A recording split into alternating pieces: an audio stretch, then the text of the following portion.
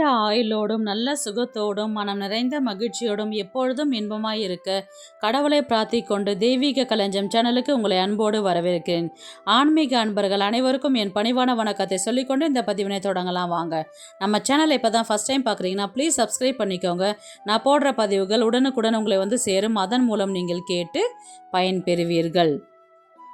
இன்னைக்கு நம்ம எதை பற்றி தெரிஞ்சுக்க போகிறோன்றது பார்த்தீங்கன்னா, நவராத்திரி 7, 8, 9 நாளுக்கான பூஜைகள், ஆரத்திகள், என்ன பூக்களை கொண்டு அர்ச்சனை செய்வது, பூஜையின் பயன்களை பற்றி தெளிவாக தெரிஞ்சுக்கலாம். வாங்க வீடியோக்குள்ளே போகலாம். நவராத்திரியின் கடைசி 3 நாட்களில் ஞானத்தை வழங்கக்கூடிய கலைகளின் தெய்வமான சரஸ்வதியை வழிபட வேண்டிய நாள். சரஸ்வதி தேவிக்கு தனியாக கோவில்கள், வழிபாடுகள் ஏதும் இல்லாத காரணத்தால் வருடத்திற்கு ஒரு முறையாவது அனைவரும் சரஸ்வதியை வழிபட வேண்டும் என்பதற்காக நவராத்திரியின் நிறைவு நாளில் சரஸ்வதியை பூஜை செய்யும் முறையே ஏற்படுத்தப்பட்டுள்ளது. சரஸ்வதி படிப்பிற்கு உரிய தெய்வம் மட்டுமல்ல, அவள் ஞானத்தை வழங்கக்கூடியவள், வாக்கு பேச்சுக்குரிய தெய்வமாகவும் வழிபடுபவள். அதனால்தான் சரஸ்வதி தேவிக்கு வாக்கு தேவி, ஞானவாணி என்ற பெயர்களும் உண்டு. சரஸ்வதி தேவியின் ஒரு ரூபமான சாம்பவி தேவியை தான் நவராத்திரியின் 7ஆம் நாளில் வழிபடுகின்றோம். சாம்பவி தேவி நமக்கு ஞானத்தை தரக்கூடியவளாக விளங்குகின்றாள். 7வது நாள் நவராத்திரியின் வடிவமாக வட மாநிலங்களில் சாம்பவி துர்க்கையாகவும் தமிழகத்தில் காலராத்திரி தேவியாக அவதாரம் எடுக்கின்றாள். அன்று அம்பாளை 8 வயது சிறுமியாக பாவித்து வணங்க வேண்டும். இந்த சாம்பவி தேவி நமக்கு ஞானத்தை தரக்கூடியவளாக விளங்குகின்றாள். அறிவின் முதிர்ச்சியே ஞானம் என்கின்றோம். அறிந்து வருவது அறிவு, தெரிந்து வருவது ஞானம் என சொல்லப்படுகின்றது. அம்பிகையை இந்த நாளில் சரஸ்வதி தேவி, சாம்பவி தேவி, காலராத்திரி பிராமி ஆகிய பெயர்களிலும் நாம் வழிபடுகின்றோம். நவராத்திரியின் 7ஆம் நாளில் முப்பெரும் தேவியர்களில் 3வது தேவியாக கலைமகளை தான் வழிபட உள்ளோம். எல்லா கலைகளுக்குள் நாயகியாக விளங்குவதால் அவளை கலைமகள் என்றும் சரஸ்வதி என்றும் அழைக்கின்றோம். நவராத்திரியின் முதல் 6 நாட்களில் மலைமகள் மற்றும் அலைமகளை வழிபட்டதை தொடர்ந்து அடுத்ததாக கலைமகளை வழிபட துவங்க உள்ளோம். இன்றைய நாள் கலைமகள் வழிபாட்டின் முதல் நாளாகும். நவராத்திரி 7வது நாள் செப்டம்பர் 28ஆம் தேதி ஞாயிற்றுக்கிழமை. அவதாரம் சாம்பவி துர்க்கை, காலராத்திரி தேவி. பழம் வாழைப்பழம் கொண்டு காலை நேரத்தில் அர்ச்சனை செய்யலாம். கோலம் வண்ண மலர்களை கொண்டு சங்கு கோலம் போட வேண்டும், அல்லது வெள்ளை நிறத்தால் ஆன மலர்களை கொண்டு சங்கு வடிவத்தில் கோலம் அமைக்க வேண்டும். மலர்கள் தாழம்பூ, முல்லை, மல்லிகை போன்ற மலர்கள் கொண்டு அர்ச்சனை செய்யலாம். மாலை நேரத்தில் இலை, தும்ப இலையை கொண்டு அர்ச்சனை செய்யலாம். நவராத்திரி 7வது நாள் எடுக்க வேண்டிய ஆரத்தி மதுரம் ஆரத்தி. அதாவது ஒரு தட்டில் சர்க்கரை, கற்கண்டு பரப்பி அதன் மீது அகல் கொண்டு நம்ம தீபம் எடுக்கலாம், ஆரத்தி எடுக்கலாம். உங்களுக்கு நார்மலாக கொட்டி எடுக்கிறத விட ஏதாவது ஒரு டிசைன் போட்டு எடுக்கலாம். அதாவது ஒரு ஸ்டார் மாதிரி போட்டு, ஒரு கோலம் மாதிரி போட்டு, ஒரு தாமரைப்பூ மாதிரி போட்டு, சர்க்கரையும் கல்கண்டும் மிக்ஸ் பண்ணி அது மேலே கூட நம்ம ஆரத்தி எடுக்கலாம். அன்று பாட வேண்டிய ராகம் பிலஹரி ராகத்தில் அமைந்த பாடல்களை பாடி அம்பாளை துதிக்க வேண்டும். அன்று சொல்ல வேண்டிய மந்திரம் சரஸ்வதி 108 போற்றிகளை சொல்லலாம், அல்லது ஓம் சாம்பவி தேவியே போற்றி, அல்லது ஓம் காலராத்திரி தேவியே போற்றி என்ற மந்திரத்தை உச்சரிக்கலாம். நெய்வேதியம் வெண்பொங்கல், பச்சை பயிறு பாயாசம், முந்திரி பாயாசம், புட்டு, வெல்லம், பாசிப்பருப்பு பாயாசம். அன்று செய்ய வேண்டிய சுண்டல் கொண்டைக்கடலை சுண்டல், பச்சை பயிறு சுண்டல்.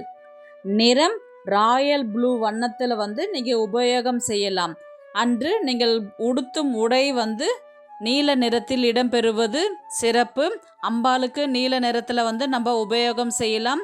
பின்னாடி நம்ம கொலுவுக்கு பின்னாடி பேக்ரவுண்ட் வந்து பார்த்திங்கன்னா ராயல் ப்ளூவில் வந்து நம்ம ஸ்க்ரீன் மாதிரி போடலாம். நம்ம கொடுக்க வேண்டிய தாம்பூலத்தில் வந்து ப்ளூ கலர் இடம்பெறுவது மிகவும் சிறப்பு. 7ஆம் நாள் வழிபாட்டின் பலன்கள். துன்பங்கள் அண்ட விடமாட்டால், படிப்பில் ஆர்வம் அதிகரிக்கும், உயர் பதவிகள் கிடைக்கும், விரும்பிய வரம் கிடைக்கும். நவராத்திரி 8ஆம் நாள் செப்டம்பர் 29ஆம் தேதி திங்கட்கிழமை. நவராத்திரியின் 8ஆம் நாளில் சரஸ்வதி தேவியின் அம்சமாக திகழும் அம்பாளை நரசிம்மதாரிணி என்ற திருநாமத்தால் வழிபடுகின்றோம். துர்காஷ்டமி நாள் என்பதால் நவராத்திரியின் 8ஆம் நாள் மிகவும் சிறப்பு வாய்ந்தது. நரசிம்மரை வழிபட்டால் என்ன பலன் கிடைக்குமோ அதே பலனை தரக்கூடியவள் என்பதால் நரசிம்மதாரிணி என்று அழைக்கின்றோம். நரசிம்மதாரிணி என்றாலே சிம்ம முகத்தை உடையவள் என்று பொருள். வெற்றிகளை தரும் நவராத்திரியின் 8ஆம் நாளான இன்று கரும்பு வில்லுடன் சுற்றிலும் தன்னுடைய படைகளான அஷ்ட சக்திகளுடன் போரிட்டு இரத்த பீஜனை சம்ஹாரம் செய்து நரசிம்மதாரிணியாக அன்னை வணங்கப்படுகின்றாள். அசுரர்களை அழிக்க அம்பாள் உக்கிர வடிவமாக புறப்பட்ட நாள் இன்று. நவராத்திரியில் சரஸ்வதி தேவியை வழிபடக்கூடிய 2ஆம் நாளாக இந்த 8ஆம் நாள் விளங்குகின்றது. வாழ்வில் சரஸ்வதி தேவியின் அருள் கிடைத்து விட்டாலே ஒருவர் எதை பற்றியும் கவலைப்பட வேண்டாம். அத்தகைய சரஸ்வதி தன்னுடைய பக்தருக்கு ஒரு பிரச்சனை என்றால் அந்த பிரச்சனையை மட்டுமின்றி அந்த பிரச்சனைக்கு காரணமானவர்களையும் அடியோடு அழித்து சம்ஹாரம் செய்யக்கூடியவள். நவராத்திரி 8ஆம் நாள் வடிவம் பார்த்தீங்கன்னா மகாகௌரியாக வட மாநிலங்களில் அவதாரம் எடுக்கின்றாள். தமிழகத்தில் நரசிம்மதாரிணியாக அவதாரம் எடுக்கின்றாள். அன்று அம்பாளை 9 வயது சிறுமியாக பாவித்து வழிபட வேண்டும். திதி அஷ்டமி. பழம், ஆப்பிள், திராட்சை பழங்களை கொண்டு காலையில் அம்பாளுக்கு நெய்வேத்தியம் சமர்ப்பிக்கலாம். கோலம் பத்ம கோலம். அரிசி மாவுல வந்து போடணும். அதாவது தாமரை பூ அல்லது தாமரை பூ வடிவிலான கோலம் போட்டு வழிபடலாம். அன்று செய்ய வேண்டிய மலர் அர்ச்சனைகள் சம்பங்கி, வெண்தாமரை, நத்தியவட்டை, ரோஜா. இலை அர்ச்சனை மருதாணி இலை கொண்டு அர்ச்சனை செய்யலாம். ஆரத்தி அட்சதை ஆரத்தி, அதாவது பச்சரிசி மஞ்சள் கலந்த ஆரத்தி ஒரு தட்டில் பரப்பி அதற்கு மேலே அகல் தீபம் கொண்டு ஆரத்தி எடுக்கலாம். அன்று பாட வேண்டிய ராகம் புன்னக வராளி ராகத்தில் அமைந்த பாடல்களை பாடி அம்பாளை வழிபட வேண்டும். அன்று சொல்ல வேண்டிய மந்திரம் சரஸ்வதி அந்தாதி சொல்லலாம், அல்லது ஓம் நரசிம்மதாரிணியே போற்றி, அல்லது ஓம் மகா கௌரியே போற்றி, அல்லது துர்கையின் காயத்ரி மந்திரம் சொல்லலாம். ஓம் மகிஷா மர்தினியை வித்மகே துர்கா தேவியே தீமகே தன்னோ தேவி பிரசோதயாத். அன்று மாலை நேரத்தில் செய்ய வேண்டிய நெய்வேத்தியம் பால் சாதம், தேங்காய் சாதம், புளியோதரை, பால் பாயாசம். தேங்காய் பலகாரம் வந்து அன்னை மகா கௌரிக்கு மிகவும் பிடித்த பலகாரங்களில் ஒன்று. அதனால் தேங்காயில் செய்த ஏதாவது இனிப்பு பலகாரங்களை வைத்து படைக்கலாம். சுண்டல் வகையில் மொச்சை சுண்டல், கொண்டை கடலை சுண்டல் செய்து வழிபாடு செய்யலாம். அன்று பயன்படுத்த வேண்டிய நிறம் இளம் சிவப்பு, அதாவது பிங்க் கலர். இந்த நிறத்தில் நீங்கள் புடவையை உடுத்திக்கலாம். தாம்பூலம் கொடுக்கறதுல வந்து பிங்க் கலர் இடம் பெறுவது மிகவும் சிறப்பு.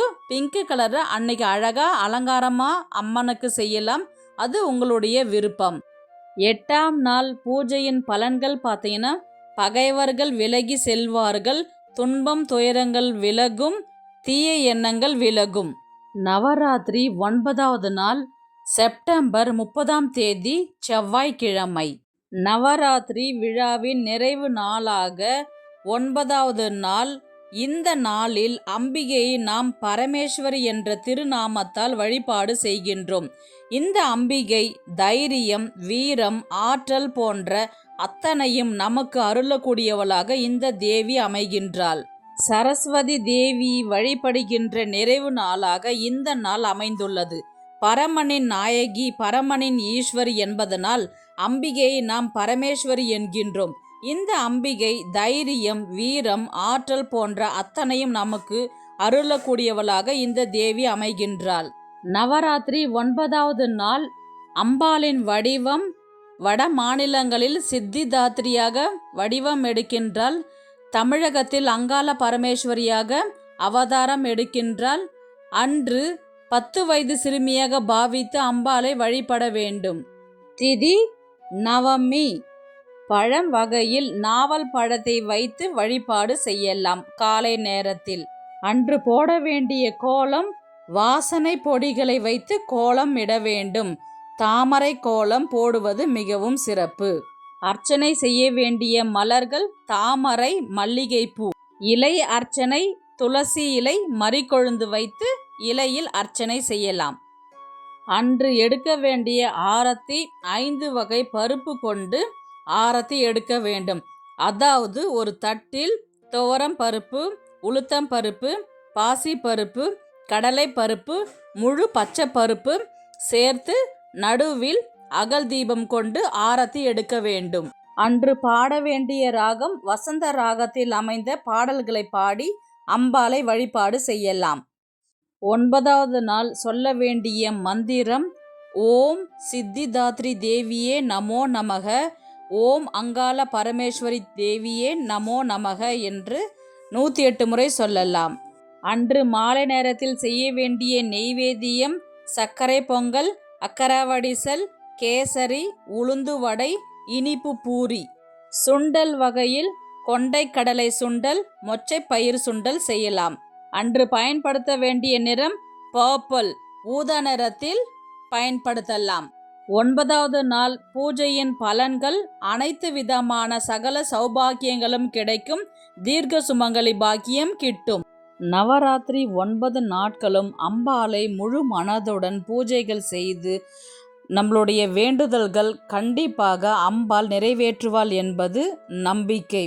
இந்த வீடியோ உங்களுக்கு பிடிச்சிருக்குன்னு நினைக்கிறேன். இது போன்ற ஆன்மீக தகவல்களுக்கு நம்முடைய தெய்வீக களஞ்சியம் சேனலை சப்ஸ்கிரைப் பண்ணிக்கோங்க. நெக்ஸ்ட் ஒரு நல்ல பதிவில் சந்திக்கலாம். உங்களிடமிருந்து விடைபெறுவது உங்கள் புனிதவதி.